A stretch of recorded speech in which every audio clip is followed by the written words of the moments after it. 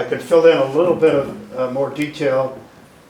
The Lighthouse service operated the lighthouses both on the ocean coast, the Gulf Coast, and the Great Lakes until 1939. At that time, the Coast Guard took over and became the managing agency. So at that time, the uniforms changed, the procedures changed, and the channel of command and responsibility changed. The lighthouse keepers were in the inventory or in the employ of the Coast Guard fewer and fewer each year as more lighthouses became automated.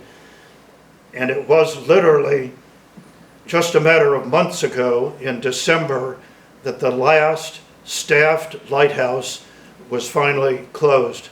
And you may have seen it on the news. It was in Boston Harbor, and it was a woman that had been there for some 20 years. And she retired. The lighthouse is no longer staffed, but any that are in business are automated now. Yes, sir. Is there a pay differential for lighthouse keepers based on degree of complexity of the lighthouse, the level of responsibility, number of ships passing, height of the lighthouse? That's a good question. I don't know. I've seen some reports of what their salary was, like $125 a month or something like that. But I don't know about the grades and scales.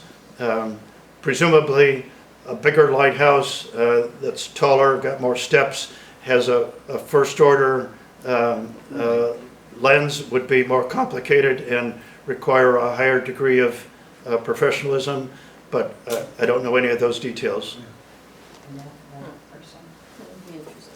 Yes, ma'am. You have a chart down here, and I don't know if that was on in the ones of shipping lanes. Yes. I don't know if that one was on the screen. It was not, and I'd be happy to share that with you. The lines are drawn from Chicago up to basically the Straits and showing shipping lanes. The point was that when they chose to go through the Manitou Passage, they saved time and distance. In some cases, great peril, because as shown in this chart, this is the Glen Lake Complex, and this is South Manitou, this is North Manitou, and this is labeled the Manitou Passage. So that's the shortcut getting up to the Sioux. But this part right here is about 2 miles wide, and it's shallow and dangerous on both sides.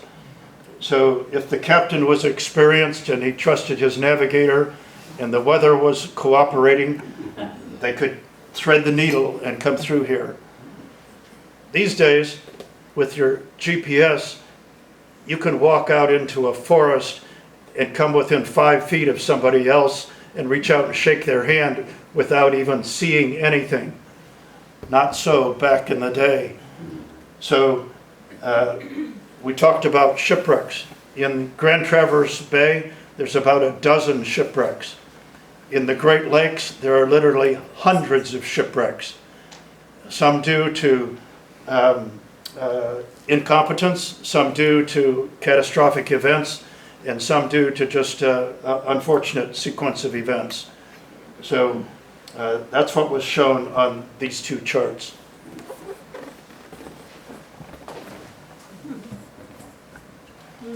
Next question, please. One of the photographs showed a boathouse. Was there ever a life-saving station at this lighthouse? Good question.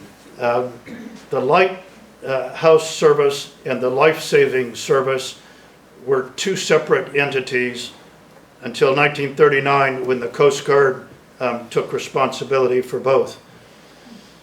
Very often they were co-located, and in one picture here you saw the lighthouse in the background and a boathouse with a boat ramp right at the water's edge. And I believe there was a life-saving station here as well as many other places. One that I've been to is at North Manitou Island. If you've been out there, they have a nicely preserved boat station and boat ramp that leads down to the water's edge. Whitefish Point too. Yes? That's a really nice, they make a very nice presentation of that up there where they were co-located. Also at Whitefish Point, And they've yes. improved the museum at Glenhaven a lot in the last few years.